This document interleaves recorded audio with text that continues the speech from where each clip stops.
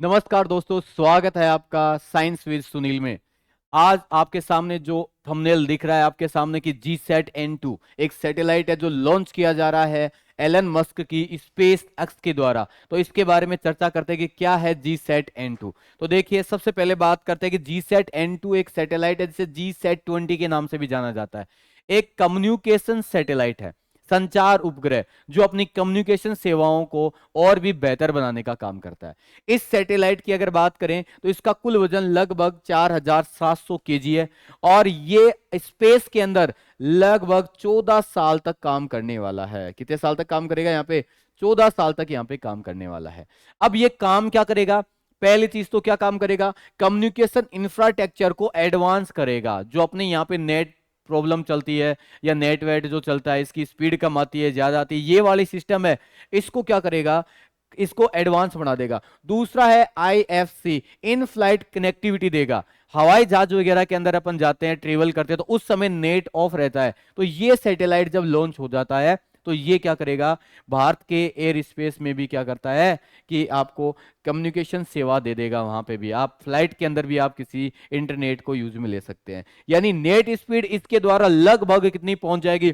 48 Gbps के करीब पहुंच जाएगी। एक सेकंड में आपकी 48 GB ये इसकी स्पीड होगी। फिर मैं बात करता हूं कि ये और क्या काम करता है। हवाई जहाज के लिए मोस्टली बहुत उपयोगी है, क्योंकि अभी तक इंडियन एयर स्पेस के अंदर जब भी होता है, कुछ देशों के अंदर है एयर स्पेस उनका, तो वहां पे आप नेट को यूज में ले सकते हैं, लेकिन इंडियन एयर स्पेस के अंदर क्या है, नेट है वो यूज में नहीं ले सकते। तो ये जो सैटेलाइट जब लॉन्च हो जाएगा तो ये इन फ्लाइट इंटरनेट सर्विस भी आपको उपलब्ध करवाएगा। यानी हवाई जहाज में आप नेट कराओगे, लेकिन इसके लिए दो रूल है। एक तो इसके लिए एक एल्टीट्यूड निर्धारित किया गया है कि पृथ्वी सतह से आपका हवाई जहाज कितना होना चाहिए? कम से कम 3000 मीटर ऊंचाई के ऊपर होना चाहिए। और दूसरा, ये जो नेट होगा ये क्रू मेंबर के द्वारा दिया जाएगा और वाईफाई बेस्ड इंटरनेट सर्विस होगी। इसका मतलब आपका जो नेट है, जो आपका सिम से जो चलता है सीधा का सीधा सेल्यूलर नेट है, वो यहाँ पे यूज में नहीं आने वाला है। वाईफाई बेस्ड इंटरनेट आपको सर्विस प्रोवाइड कराई जाएगी।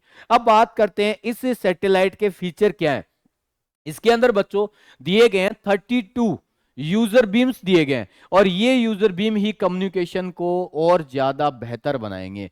और इसके अंदर 8 यूजर बीम है, वो स्पेशली दिए गए नॉर्थ ईस्ट रीजन के लिए। ये वाला जो है, ये भारत का जो ये वाला है उत्तरी, और आपका ये वाला पूर्वी हिस्सा होता है, यहां पे नेट की कनेक्टिविटी बहुत कम है। तो स्पेशली ज्यादा जो आपके 8 बीम है वो स्पेशल इसी रीजन को करेंगे, और बाकी के जो चॉइस है वो पूरे के पूरे भारत के ऊपर कनेक्टिविटी के लिए काम करने वाले हैं। तो ये भी बहुत एक अच्छी बात है नॉर्थ ईस्ट रीजन के लिए। ठीक है, अब बात करते हैं क्या भारत के पास ऐसी कोई चीज नहीं है जो इसको लेके जाए। तो भारत के पास जो इसका लॉन्च व्हीकल है, जो भारत का शक्तिशाली है, वो है LVM-3 launch vehicle mark third के नाम से जाना जाता है। इसे ही पहले GSLV के नाम से जानते थे। ठीक है, ये फर्स्ट बार लॉन्च किया गया था 22 अक्टूबर 2022 को, और इसने 36 उपग्रह को पृथ्वी की निचली कक्षा जो है, जिसको बोलते लियो, लो अर्थ ऑर्बिट, वहां पे इसको लॉन्च किया गया था। और ये इसरो ने बनाया है।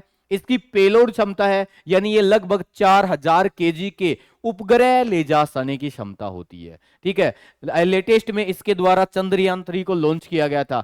अब दिक्कत क्या हो गई इस LVM के साथ? दिक्कत क्या है? क्योंकि अपना जो ये GSAT-N2 है, GSAT-N2 का वजन है 4700 केजी। मतलब आप बोलोगे कि जो अपना LVM है, इससे इसकी क्षमता 700 केजी ज्यादा है। इसीलिए भारत के अंदर इस उपग्रह को प्रक्षेपित करने के लिए ऐसा कोई यान नहीं है। तो क्या हुआ? तो इसके लिए क्या होगा? इसरो की एक वाणिज्य इकाई है, इसरो जो है उसकी एक कमर्शियल आर्म है जिसका नाम होता है एनसील। एनसील है न्यू स्पेस इंडिया लिमिटेड। दो वाणिज्य इकाइयां होती है इसरो की, एक होती है एंट्रिक्स और एक होती है एनसील।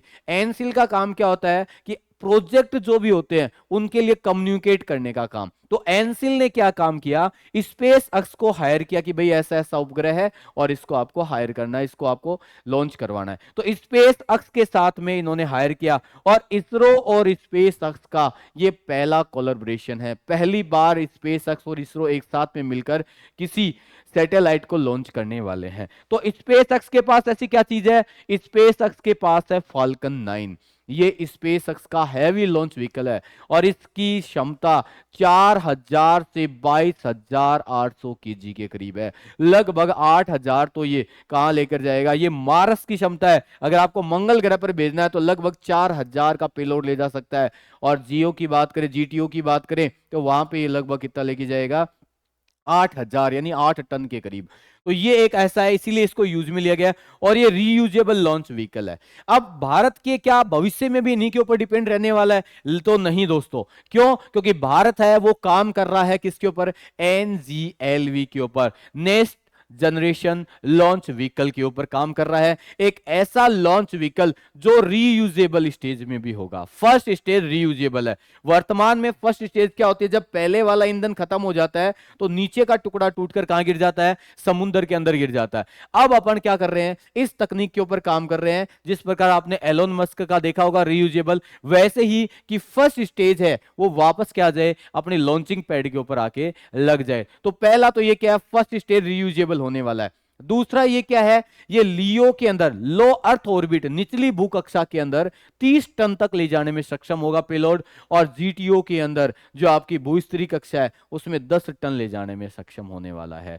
और इसके ये एम है, यानी एलवीएम का लगभग 3 गुना से अधिक पेलोड ले जाने में सक्षम होने वाला है। इसके लिए भारत सरकार ने बजट दिया है 8240 करोड़ का इसके लिए। ठीक है दोस्तों, तो ये अपना एनजीएलवी है। तो यह कैसा लगा आपको कंटेंट? अगर इसी प्रकार आपको आगे भी नए नए कंटेंट या नए नए फैक्ट्स के साथ जुड़ना है तो जुड़ जाइए मेरे साथ साइंस विद सुनील के साथ। अगर चैनल को सब्सक्राइब नहीं किया तो सब्सक्राइब कर लीजिए और लाइक शेयर कर दीजिए। तब तक के लिए जय हिंद, जय भारत।